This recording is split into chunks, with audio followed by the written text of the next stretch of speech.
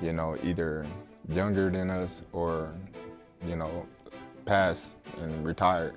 So why not? You know, I want to challenge myself. The best always looking to fight the best and challenge themselves, you know, and why not, you know, challenge. Terence Crawford can't beat him, right? This is a money grab for Terence Crawford. It's just a situation where Terence Crawford is trying to fill up his bank account opposed to actually his legacy. But if you study Floyd closely, like I have, you will notice that he never wastes any steps while he's in the ring. Terence Crawford has reportedly agreed to Floyd Mayweather's fight offer during a live chat with Stephen A. Smith. Crawford says that boxing, for him, is all about challenging himself and pushing limits, no matter the size of the challenge. He stresses that the top fighters should face each other, and he is ready to rise to the occasion once more. With steady confidence, Crawford makes it clear that fighting Mayweather is another chance for him to prove his skills and exceed expectations. Because this is Terence the businessman talking, right? They got to pay the cheddar to make it better, right? For sure. All money ain't good money, so you got to know that. Okay, fair enough. I hate to use the word easy, but at times it did feel like you were, you know, having a really easy time out there. Were you expecting it to play out that way? Listen, it's never easy, you know. Stephen A. Smith has always spoken his mind on sports, and boxing is no different. When he applauds Terence Crawford for winning titles in 4 different weight classes, it's more than a simple compliment. It's recognition of a rare accomplishment in today's boxing world. In an era where many fighters avoid changing divisions due to the risks, Crawford's success across 4 weights sets him apart. Stephen A. points out that this level of skill and dominance makes Crawford a true pound-for-pound great. It shows not just his physical adaptability, but also his technical skill, mental strength, and constant drive to take on tougher challenges. Terence Crawford is the best fighter on the planet. Pound for pound, he's that dude. In this 4-belt era, he is now the undisputed world champion 3 times over. 140 pounds, 147, now 168 pounds, claiming all the belts. You don't see people doing that very often. Going up against a guy who was perceived as being bigger and stronger, Crawford was strong. Crawford was strong enough to fend him off, strong enough to make him respect his own power. He used his jab, he used his distance. He had poise in the ring, he wasn't rattled. He backed up and moved when necessary and kept us different. He exchanged enough to gain respect when necessary. It was a brilliant, masterful fight on Terence Crawford's part. Roy Jones Jr., a boxing legend who knows what it takes to succeed across divisions, has praised Crawford's skill in the ring. He highlights Crawford's fight against Canelo Alvarez, where he was able to use strategies inspired by Floyd Mayweather and Aries Landila, 2 fighters who had challenged Canelo in different ways. Jones says that Crawford's talent for studying opponents and applying what works makes him stand out. What impressed Jones most was that Crawford didn't just copy these techniques. He adapted them to his own style, making them more effective in the moment. This flexibility sets him apart from fighters who rely on a single approach and struggle against top-level opponents. Red has been a great fighter his whole career. People like Aries Landila gave you the blueprint on how to beat him. People like Floyd Mayweather also gave you the blueprint on how to beat him. But Bud is more fierce, more fearsome and more angrier and more meaner than both of those guys. So you know if they showed you the blueprint, Bud gonna go out there and take that blueprint and do even more with it, which is what Bud did. So it was never a question in my mind whether Bud really was going to outbox me, just if he could take the punch. And right away he showed, bam, he could take the punch. So I know from that point, if he just slow him down, which he did, he'd be okay. Then late in the fight, what other people still didn't see, late in the fight, Bud started hitting Canelo's body. One of those body shots, I think about the 7th or 8th round, hurt Canelo. I was like, whoa. Bud hit him in the right spot then, and he got Canelo's respect with that too. So Bud fought a very, very awesome fight, fought a beautiful fight, very tactical. Very controlled. Yes, it was a beautiful fight for boxing. It was a beautiful fight. You know, Bud got hit with some shots. He did. He got hit with some single shots going out. You know, he's going out and you know Canelo, if he has you trapped in the corner or along the ropes, it's typically 1 to 2 big shots. You know that if you've watched him. Yep. So you could tell Crawford, as he was going out, he knew the one shot was coming, and several times it landed. He even got hit with a 2-piece. I don't remember what round it was, uppercut right hand that Crawford took well. So when you started seeing him absorb the shots, if you're Team Crawford, you don't want him to take that shot. But if you started seeing that, now you know that, okay. And I think that's what gave Crawford the green light to stay there a little bit longer. He smiled about it. He smiled about it. Yeah. And sometimes that smile can be a lie, and sometimes that smile can mean what I think it meant for Crawford, which is, oh, that's not as bad as I thought it was. The idea of Crawford facing Floyd Mayweather, even in an exhibition, has sparked heated discussion. Critics worry that such a fight could tarnish Crawford's legacy. They argue that instead of building on landmark wins, like his victories over Errol Spence and Canelo Alvarez, he might appear to be chasing money over meaningful competition. This view comes from Mayweather's recent focus on high-paying exhibition matches rather than fights that shape history. Analysts stress that Crawford has worked too hard to risk being seen as putting cash above legacy. On the other hand, supporters say Crawford's legacy is already secure, and a bout with Mayweather would simply add another exciting chapter to his career. For Terence Crawford, it's just a situation where Terence Crawford is trying to fill up his bank account opposed to actually his legacy. This is what was being said, right? This is what people perceived. Terence Crawford was just attempting to cash. When fans compare Mayweather and Crawford, the discussion gets complicated. Floyd's record includes wins over some of boxing's biggest names, but critics often question the timing of those fights. Canelo was still young and inexperienced when he faced Mayweather, and Pacquiao was dealing with injuries during their highly anticipated 2015 match. Floyd's reluctance to agree to rematches, especially with Pacquiao, also left some doubts among fans. In contrast, Crawford has dominated opponents who were considered at their peak when facing him.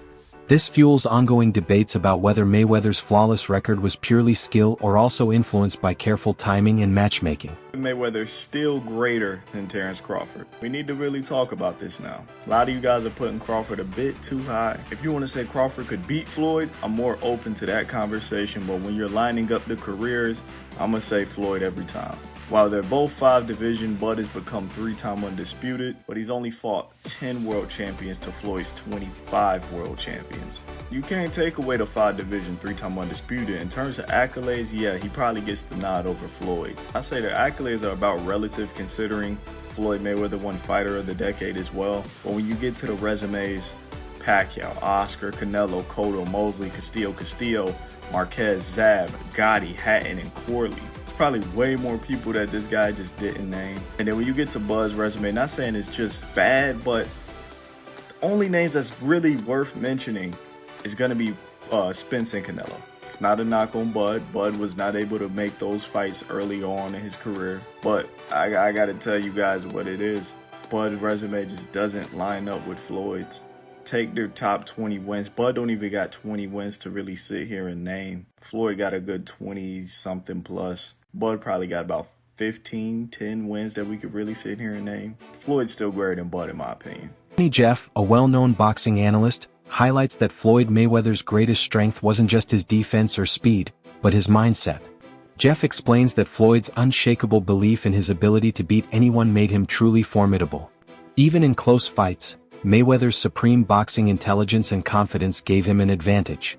His skill at reading opponents, adjusting on the fly, and staying calm under pressure set him apart from fighters who relied mainly on physical talent. Jeff emphasizes that this mental edge, combined with technical mastery, made Floyd seem nearly unbeatable and is why he retired with a perfect record. To really believe in themselves, but you need more than that mindset. You need to have the full package of everything that I'm talking about, what Floyd has got. Fighters should only want to get better.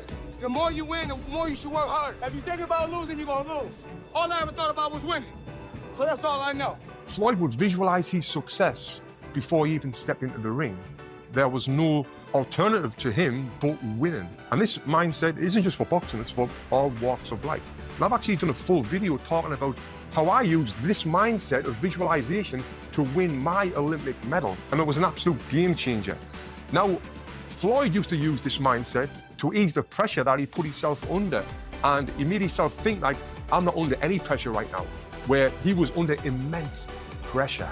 Pressure either makes you or break you. Well, you see where I'm at, so it's obvious that I'm the type of athlete or I'm the type of entertainer that can deal with pressure. There's never no pressure. Now, if you watch his fight in 2013 when he fought Canelo Alvarez, Canelo came in a young, strong, undefeated fighter, but by round 2, Floyd kind of had him figured out.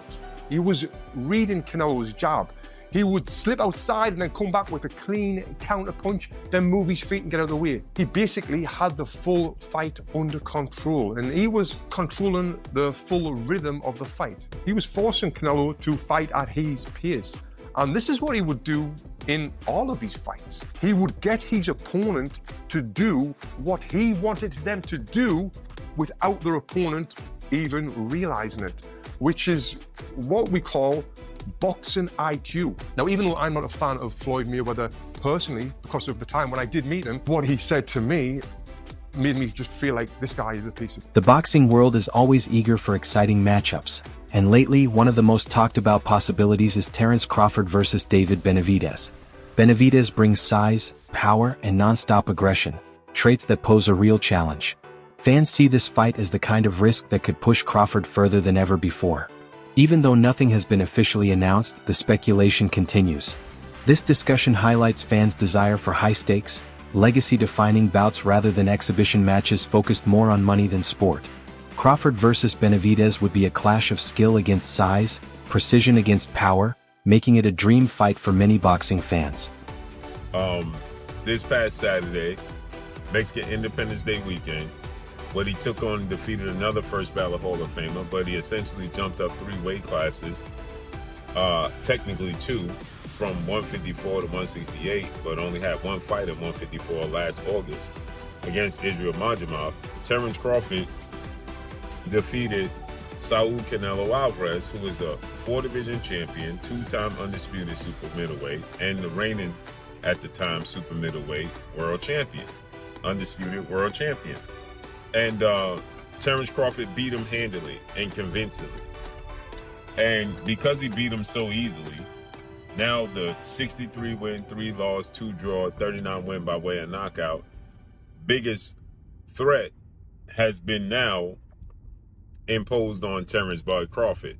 And that's the Mexican Ecuadorian monster, David Benavidez, who is a 2-division undefeated world champion, is the 2-time WBC super middleweight and reigning WBC light heavyweight, 175-pound champion, who has a record of 30 wins, no loss, no draw, 24 wins by way of knockout.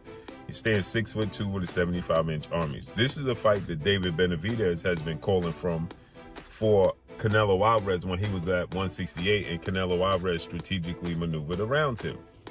But Canelo Alvarez is 5'7", with a 70-inch arm reach, started his career at 147 pounds, made his real name at 154 pounds. He's not a big guy, okay? And styles make fights. Benavidez is 6'2" with a 75-inch arm reach. His last fight at 168 against Demetrius Andrade, he rehydrated to 193.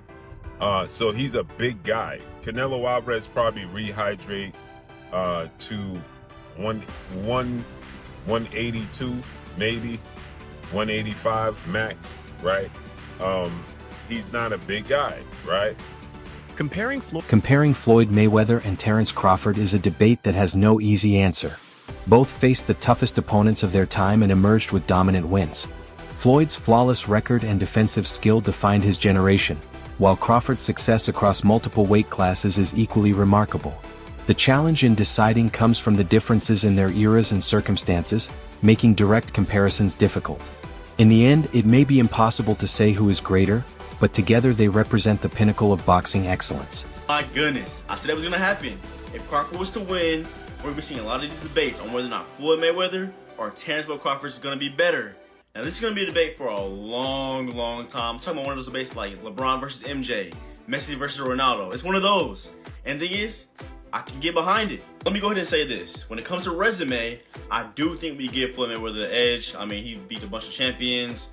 He reigned for a long time. While Crawford, his resume is heavily criticized, and he's just not getting, his kind of respect for beating Errol Spence and Canelo Alvarez. But if we're talking strictly off of skills, this is where things get really, really tough to talk about. I think a fair assessment of this matchup would be Floyd Mayweather wins from 135 and 140, while Crawford wins from 147 to 154. And I say that because I feel like Floyd's style changed once he got to welterweight. He became a more defensive fighter, and he just wasn't as much focused on offense. And knowing this, I feel like Crawford would have had a much better chance of handling him. And we all know, Crawford was an absolute monster at welterweight. But hey, man, like I said, this is going to be a debate for a very long time. I can't wait to hear all the talk about it. I'm curious on your thoughts. Who you think wins in the fight, Floyd or Terence Crawford? Let's talk about it, and follow me. Greg Hackett's take on Crawford's win over Canelo captures the full impact of that fight. By calling Canelo the best in boxing, Hackett highlights how dominant and respected he had been for over a decade. Crawford's ability to not just face him but take control and dismantle him signals a major shift in power. Hackett sees Crawford as the new force to fear, the fighter at the very top. This victory didn't just add to his record, it changed the boxing landscape, establishing Crawford as the one who toppled the champion and became the hunter himself. Remember, Canelo is the guy right now in the sport that's supposed to be the man, you know, big bad wolf. You beat him, you the wolf. Now it's like, you know what I mean? Like, all right, who else I'm gonna fight? You beat the shark, you beat the wolf. Man, like, you know what I mean? Ain't no more ops out there. It's ops out there, but who gonna make them really want to get up? That's the shit got to make sense. Like you said, you be the shark and then you be the wolf. Yeah. But there's the monster. Yeah, there is, but that's like a real monster. Bro, that's to me it don't make sense. But that's really what. a monster. Yo, is that proof? All right, we got the legendary Pape in the building. Legend. But what makes sense? Like, what makes the most sense? I know you said get a line of suits, Brooks Brothers. Yeah, you know what I'm saying? Your line of suits get your money. They go away and get the easy money. You ain't gotta sweat no more. Not saying you ain't gotta work, you ain't gotta sweat. He's paved the career where he could sit down at a table and get this money. He could come out with a Terence Crawford series now, just whatever, doing whatever he like to do. People gonna watch it. Nobody, the fighting part, people don't understand what it's like to be a fighter. A lot of times fighters really don't be interested in certain fights. It's cause when a guy see himself up here and then is fighting a guy down here, it don't interest him. So therefore when he train, he not gonna really train. He gonna train, but he not gonna train. He not gonna listen. He gonna feel like his coach taking it too serious and he's like, man, we ain't. Crawford's win over Canelo Alvarez was a defining moment that erased any remaining doubts about his career. His earlier victory against Errol Spence had already quieted many critics, showing he could control a fight from start to finish. But defeating Canelo, a fighter seen as nearly unbeatable, truly secured his place in history. Analysts now widely agree that these wins prove Crawford belongs among the sport's all-time greats. His skill in outclassing champions across multiple divisions confirms his dominance beyond question. There was enough action, and I think Crawford displayed his skill enough, even to someone with not the most trained eye, that they know they saw a very high-level athlete perform something at a very high level last night. I think he gained the sports world's attention last night and respect. He already did after Spence, but it went to another level in this fight. And I think even the fight itself, like just from a median level, but then the moments where they were having these exchanges, like kind of late in the fight, then people were like, all right, it was good. Then like, okay, I saw somebody like, they're squabbing. Like, there's a fight here. So I think it did. And Crawford closed the show. Yeah. In 10, 11, 12, he stood in there and landed some hard shots and rocked Canelo at the bell. He didn't. James was talking about the great Floyd Mayweather. Floyd would go up on you 8-0 and then coast, and you might as well turn the fight off at midway through the ninth. Like, you know, he's not going to. But Crawford didn't do that. That's all for today's video. Stay tuned for more. See you next time.